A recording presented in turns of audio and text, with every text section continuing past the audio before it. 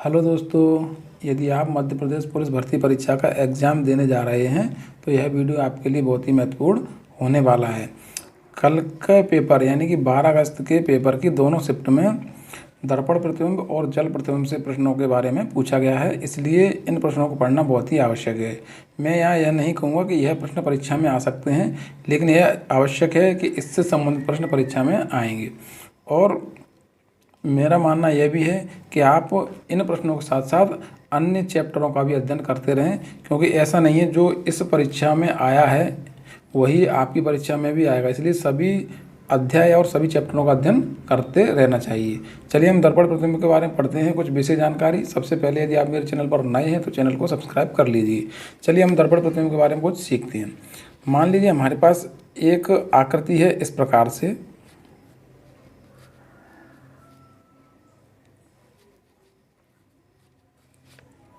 यह आकृति हमें आपको दिखाई दे रही है। यदि इसका दर्पण प्रतिबिंब बनेगा तो किस प्रकार से दर्पण प्रतिबिंब बनेगा। तो सबसे पहले दर्पण प्रतिबिंब को देखते हल करने से पहले हमें एक चीज़ का ध्यान रखना है कि दर्पण कहाँ रखा हुआ है। देखेंगे, यदि हम यहाँ पर देखें तो यह दर्पण कहाँ पर रखा हुआ है। यह दर्पण आकृति के दाईं साइड रखा हुआ है। कभी कभी परीक्षा में दर्पण आकृति के नीचे भी रखा हुआ रहता है, यानी दर्पण कहाँ रहता है, नीचे रखा हुआ रहता है इस प्रकार से यहाँ। तो दर्पण प्रतिबिंब किस प्रकार से बनेगा और दर्पण जब दाईं साइड रखा हो तो दर्पण प्रतिबिंब किस प्रकार से बनेगा, हम दोनों बातों को सीखेंगे। चलिए, सबसे पहले महत्वपूर्ण बिंदु तो यह है, जब दर्पण दाईं साइड रखा हो तो क्या है, जब भी दर्पण प्रतिबिंब बनेगा तो आकृति का दायां भाग बायां हिस्सा हो जाता है और बायां भाग दाईं तरफ चला जाता है। तो हम देखेंगे यदि इस आकृति का दर्पण प्रतिबिंब बनेगा तो किस प्रकार से बनेगा। देखिए, इस प्रकार से इसका दर्पण प्रतिबिंब बनेगा। अभी देखेंगे हम दाईं साइड इसका जो हाथ है वो किधर है, नीचे की तरफ। जब इसका दर्पण प्रतिबिंब बनेगा तो दायां हिस्सा कहाँ चला जाता है, बाईं तरफ चला जाता है। तो इसका जब दर्पण प्रतिबिंब बनेगा तो किस प्रकार से बनेगा, इस प्रकार से बनेगा। देखिए, दर्पण प्रतिबिंब बन चुका है, यानी कि जो दायां हिस्सा होता है वो बाएं तरफ चला जाता है और बाएं हिस्सा दाईं तरफ चला जाता है। चलिए, अब आपने इसको सीख लिया होगा। एक नियम और मैं बताना चाहूँगा दर्पण प्रतिबिंब के बारे में, जो बहुत ही आवश्यक है।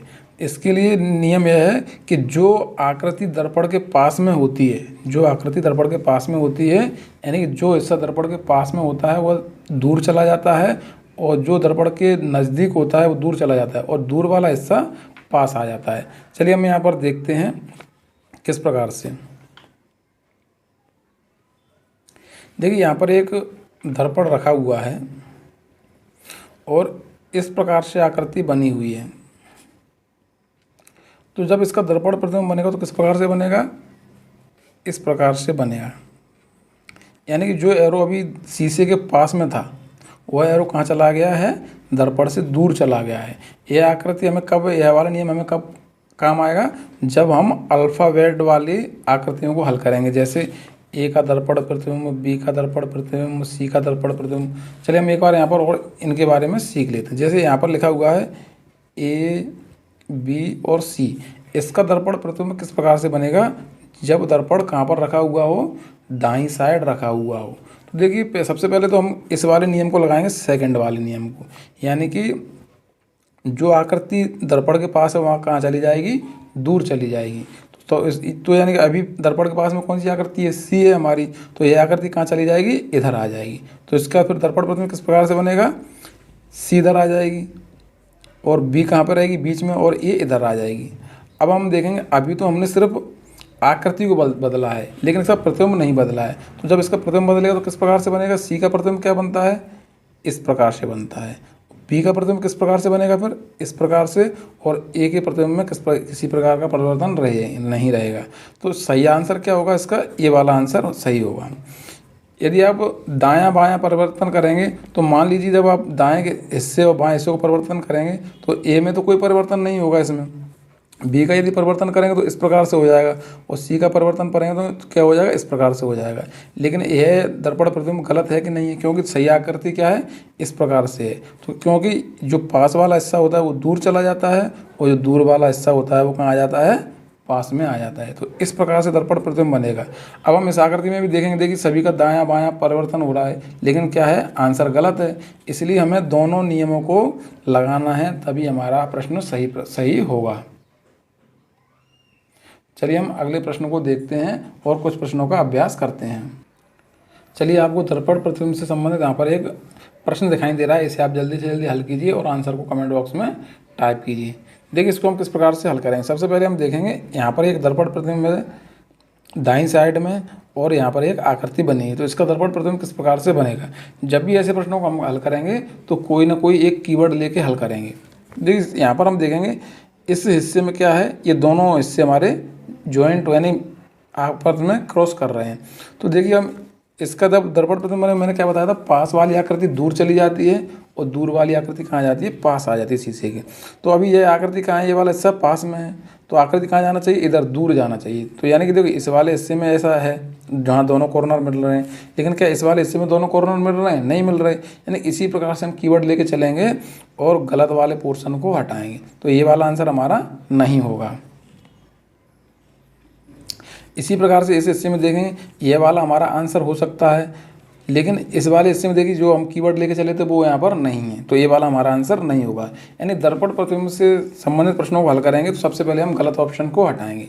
अब हम देखेंगे यहाँ पर जो त्रिभुज जैसा निशान बन रहा है उसकी जो दिशा है, जो हिस्सा है वो किधर है, शीशे की तरफ है।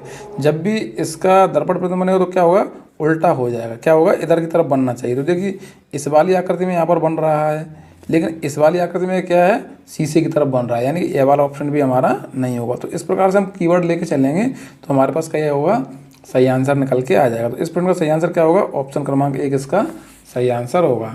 चलिए हम एक अगले प्रश्न को और हल करते हैं। देखिए यहाँ पर क्या है, अल्फ़ाबेट से संबंधित कुछ वर्ड दिए हुए हैं। हम यहाँ देखें, यहाँ पर लिखा हुआ है फैन और यहाँ पर दाईं साइड में दर्पण रखा हुआ है। तो जो मैंने आपको शुरू में सिखाया था उसका भी हमें यहाँ पर नियम फॉलो करने का समय आ गया है। तो हम देखें यहाँ पर लिखा हुआ है FAN। यदि हम देखें, हमने क्या सीखा था, पहले नियम के अनुसार इनका दायां हिस्सा बायां बन जाता है। यदि F का दायां हिस्सा बायां बनेगा तो क्या प्रकार बनेगा, इस प्रकार से। और A का किस प्रकार से बनेगा, इस प्रकार से। और N का क्या बनेगा, किस प्रकार से, इस प्रकार से बनेगा। देखिए हमने सभी का दायां पक्ष बायां पक्ष परिवर्तन कर लिया है, लेकिन हम देखेंगे कि जो हमने दूसरा नियम हमने अप्लाई किया था क्या वो यहाँ पर लागू हो रहा है। देखिए N वाला ऐसा शीशे के पास में, तो N वाला ऐसा शीशे के पास में आ रहा है, यानी ये तो गलत हो रहा है। तो इसका सही प्रतिबिंब क्या होगा, फिर इसका सही प्रतिबिंब होगा इस प्रकार से। देखिए अब हमारा दोनों नियम यहाँ पर लागू हो रहे हैं, पास वाला हिस्सा दूर जा रहा है और दायां पक्ष भी बायां पक्ष हो रहा है। देखिए इसका अगर हम दायां पक्ष देखें तो बायां हो रहा है, इसका भी दायां पक्ष देखें तो बायां पक्ष हो रहा है।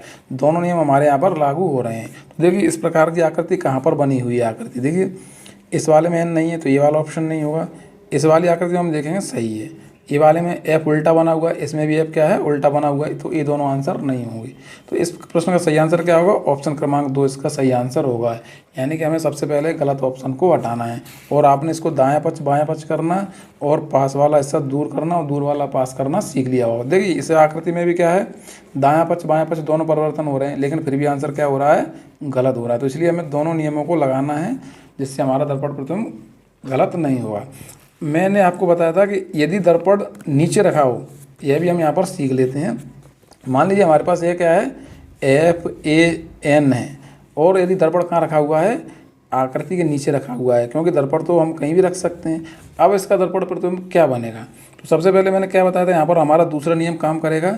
जो शीशे के पास में आकृति होती है वो कहाँ चली जाती है, दूर चली जाती है। तो इसका दर्पण प्रतिबिंब किस प्रकार से बनेगा, इस प्रकार से बनेगा। अभी शीशे के पास में क्या है, F का जो सिंगल वाला हिस्सा है वो है, तो यह कहाँ चला जाएगा, दूर चला जाएगा। तो फिर किस प्रकार से F बनेगी, इस प्रकार से बनेगी। देखिए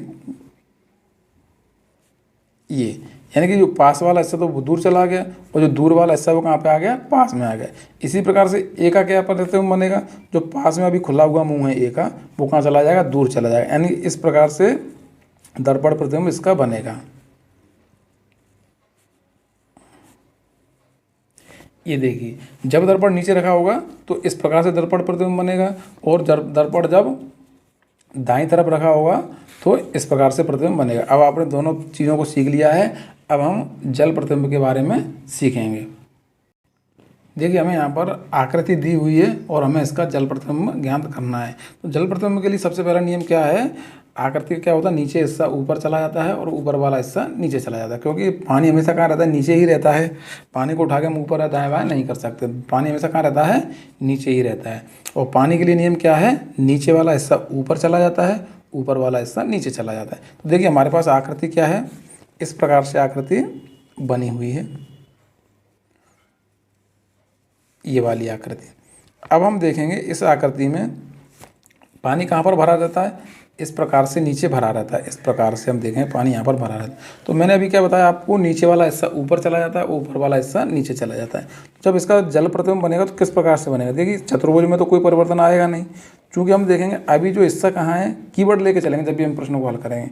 तो यहाँ पर जो कॉर्नर वाला हिस्सा जो मिल रहा है, जहाँ पर दोनों कॉर्नर, वो कहाँ है, अभी नीचे है। तो जब ऊपर जाएगा तो कहाँ पर आ जाना चाहिए, यहाँ पर वो हिस्सा आ जाना चाहिए। तो देखिए यहाँ पर ये हिस्सा आ जाएगा तो ये वाला हिस्सा नीचे चला जाएगा। तो किस प्रकार से आकृति बनेगी, इस प्रकार से आकृति बनेगी। इसी प्रकार से हम देखेंगे कि इस आकृति में इस प्रकार से सरल रेखा है, इस आकृति में भी है, लेकिन इन तीनों आकृतियों में नहीं है। तो ये वाले ऑप्शन क्या होंगे, हमारे गलत हो जाएंगे। इस प्रकार से हम गलत ऑप्शन को भी हटा देंगे। अब हम देखेंगे इस वाली आकृति में, तो यहाँ पर देखेंगे हम क्या है, चतुर्भुज बना हुआ है, जो कहाँ है, नीचे की तरफ है। तो उत्तर आकृति हमारा कहाँ होना चाहिए, ऊपर की तरफ होना चाहिए। तो इस आकृति में भी है और इस आकृति में भी है। अब हम इसी प्रकार से हम क्या देखेंगे, त्रिभुज के देखेंगे, इसी प्रकार से कीवर्ड लेके चलेंगे। त्रिभुज में हम देखेंगे एक त्रिभुज का हिस्सा किधर है, सरल रेखा की तरफ है। क्या है, त्रिभुज का एक कॉर्नर किधर है, सरल रेखा की तरफ है। लेकिन हम इस आकृति में देखेंगे त्रिभुज का जो कॉर्नर है वो क्या है, विपरीत दिशा में है।